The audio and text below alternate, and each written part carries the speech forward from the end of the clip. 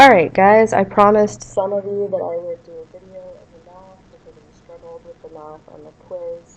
So I'm going to work all of the problems in AID that are math problems. There are not that many, which is pretty representative of the test. So if you're going to worry about something, I would spend more time on the concepts, but it's always good to have the math as well.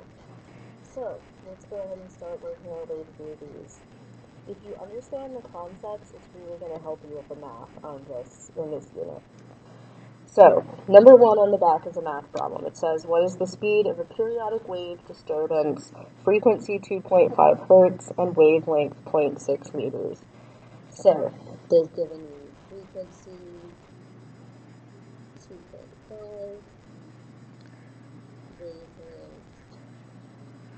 0.6, and they want the speed. This is a very straightforward problem. We're going to use the formula V equals lambda f. Remember that wavelength is lambda, so we just multiply. We do 0.6 times 2.5 equals 1.5 meters per second. In case you're wondering where those units come from, wavelength is in meters, and then frequency is in hertz, which is 1/2, so you have meters over seconds. Number two says calculate the wavelength of water waves that have a frequency of 0.5 hertz and a speed of 4 meters per second. The fact that they are water waves does not affect the way we wrote the problem. It's just kind of there to be bonus information. So here we have frequency of 0.5, speed of 4, and we are looking for wavelength or lambda. We're going to use that same formula, V equals lambda f. This time we're going to have to do a little division. We have 4 equals lambda times 0.5.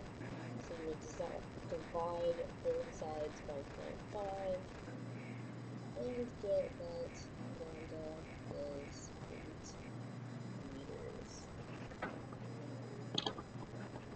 Alright, this next one I kind of want to pay... No, it's number 4. Well, this next one is kind of true too. I'm just making words at this point. Alright, number 3 says a periodic longitudinal wave, frequency 20 hertz, travels along a string. The distance between a crest and either adjacent trough is 1.5 meters. What is the wavelength? Trick question. Longitudinal waves don't have crests and troughs. Just kidding, but that is a mistake. This is clearly a transverse wave.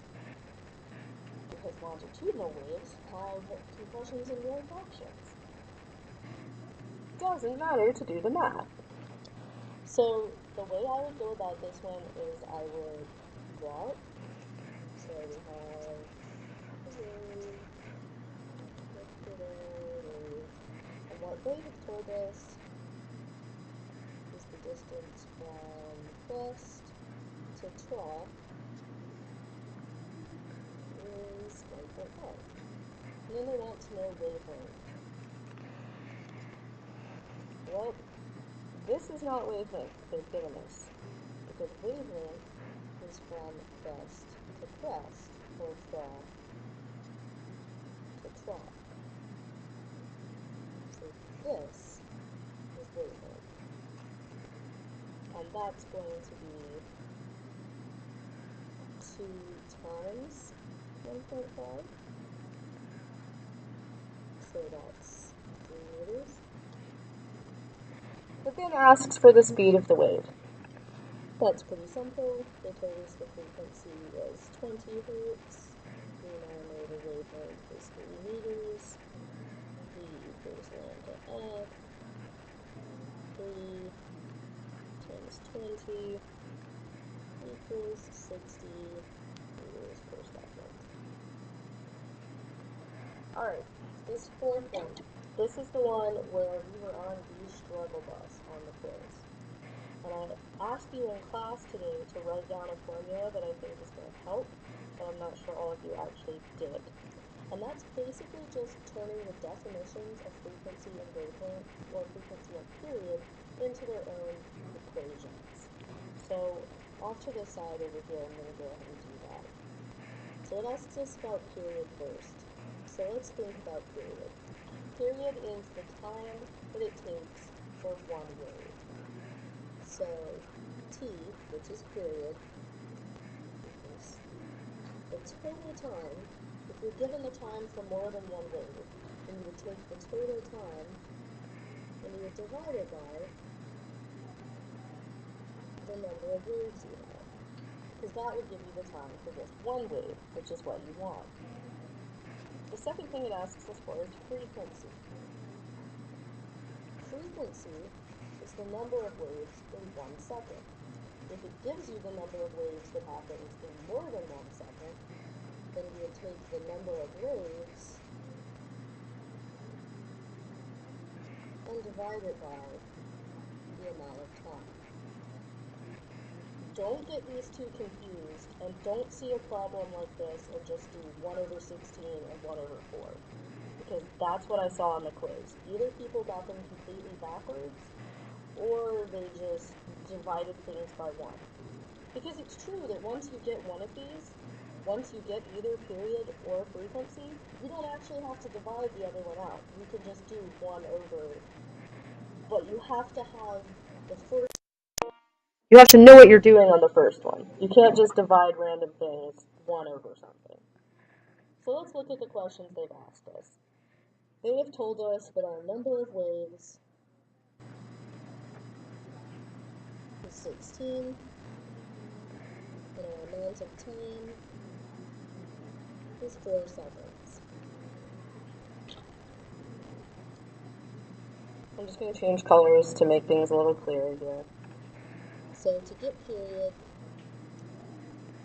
we would do 4 seconds divided by 16 waves, 0.25 seconds. That means that each wave only takes 1/4 of a second, which makes sense because we're getting 16 waves in 4 seconds. So clearly each wave is taking less than 1 second. Being able to logic through that kind of thing, guys, is really, really useful. Then for frequency. Frequency, we look at the number of waves over the amount of time. So we do 16 divided by 4 gives us 4 waves, which means that 4 waves happen every second. Again, that should make sense, because if we have 16 in 4 seconds, clearly there's more than 1 in each second. So those answers should make sense to you. Spend some time with these equations. They're just the definitions of period and frequency. Alright, number 12. Electromagnetic waves travel through space at 3 times 10 to the 8th meters per second. The visible region of the spectrum has a wavelength ranging from 4 times 10 to the negative 7 meters in the violet region to 7.6 times 10 to the negative 7 meters in the red region. What is the frequency range for visible light? There's a lot going on in this problem word-wise. This is a very Tommy-tasque problem. There is not really that much complicated going on in terms of math. The one thing, it's basically 2 problems, one for violet and one for red. And then, despite the fact that the numbers themselves are weird, the math is nothing really different. V, the velocity, is 3 times 10 to the 8th. The wavelength for red is 4 times 10 to the negative 7. I don't have a whole lot of room to work here, but we are just going to use V equals lambda F. So that's going to be 3 times 10 to the 8th equals 4 times 10 to the negative 7th times F. So we're going to end up doing 3 times 10 to the 8th divided by 4 times 10 to the negative 7th. Here, I'll write that out over here because I kind of want us to actually write it out. So you have 3 times 10 to the 8th over 4 times 10 to the negative 7th. This is one of those times when it's useful to be able to tell what kind of answer you should get. So you have 10 to the 8th divided by 10 to the negative 7th. So dividing by a tiny number gives you a bigger number, and we already started out with a pretty big number. So you're going to end up with a really big number.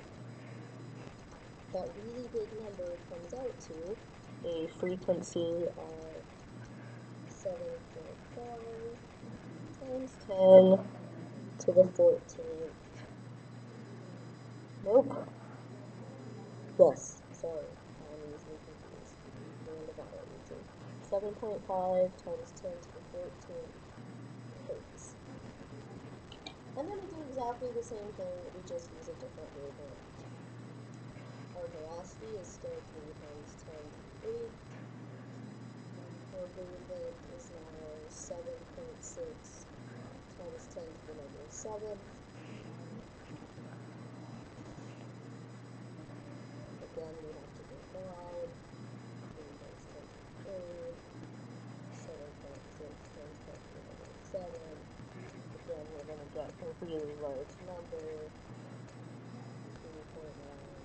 times 10 to the 14th hertz. Let's take a moment to look at the relationship between wavelength and frequency. So 4 times 10 to the negative 7th is actually larger than 7 times 10 to the negative 7th. If you think about, how, no, wow, don't listen to what I just said at all. They're to the same power, negative 7 and negative 7, so 4 is smaller. This one has the smaller wavelength, so it has the larger frequency. This one has the larger wavelength, so it has the smaller frequency, because they are inversely related. Wavelength and frequency, inversely related. Alright, number 13 is a math problem with a whole lot going on, but luckily for you, no delay. We are not doing that. Not happening. Alright, so we just have 2 more. Let's look down here. Number 20, how many seconds will it take a girl to hear her own echo when she yells towards a mountain 220 meters away and the temperature is 10 degrees Celsius? So there's actually 2 parts to this problem. The first is that we have to calculate the speed of sound at 10 degrees Celsius. So for that we'll use V sound equals 340 plus 0.6 T sub C. T here is not period, it's temperature, which I'll remind you by using the little c for Celsius. So that's 330 plus 0.6 times 10, which is going to give us 336.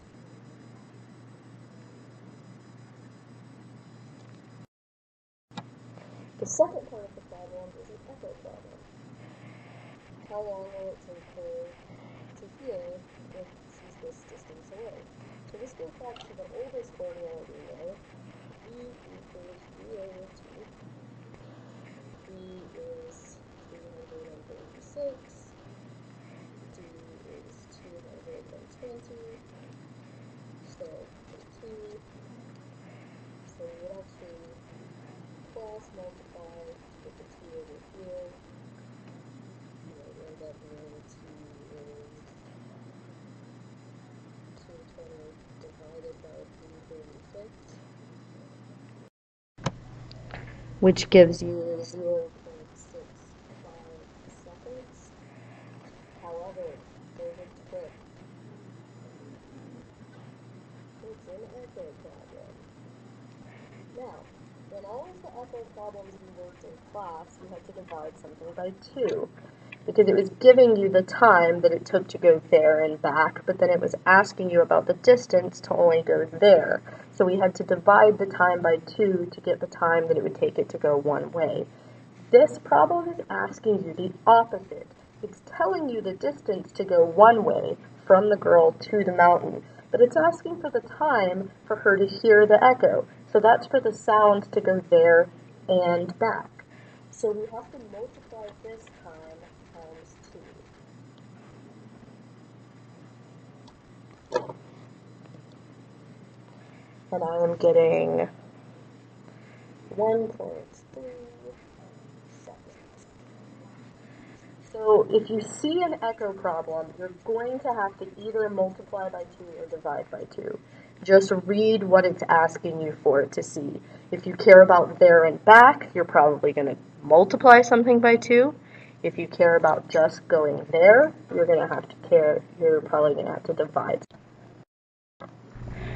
All right, last problem. This says, what is the wavelength of the sound of a wave produced in water by a 256 Hz tuning fork? The velocity of sound in water is 1,497 meters per second. Notice that that's not just a little bit faster than the speed of sound in air. That is many times faster than the speed of sound in air. I was going to give an exact number and I realized that I can't do that in a conversation, I guess. But let's bring them down. Alright, but this is still a pretty basic problem. We're given a frequency, 256. We're given a speed of 1497. And we're asked for a waveform. So, here's what we get now.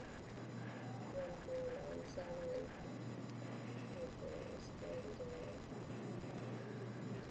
256. And the both sides makes it 56.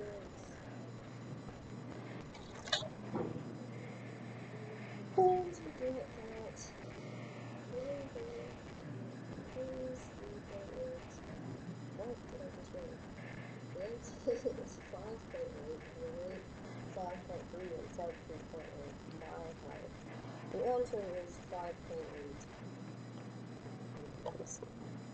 This last one, number 22, looks like a math problem, and that's because it is. It's actually a calculator type problem, which is no bueno. We're not doing it. Part of it required you to find the speed of sound in air. So just for kicks, if you wanted to do that part, it tells you that the temperature is 25. So it would be V sound equals 330 plus 0.6 times 25.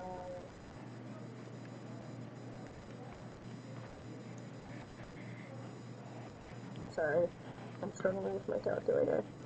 330 plus 0.6 times 25.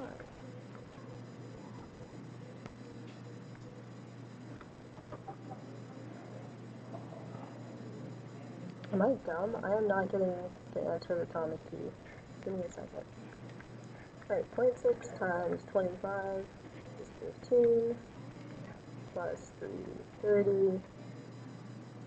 Yep, I am dumb. I have no idea what I did just now. But I'm getting 345 meters per second. But you didn't really even have to do that part, and you certainly don't have to do the part that involves the Doppler effect, because Doppler effect. So, that's it.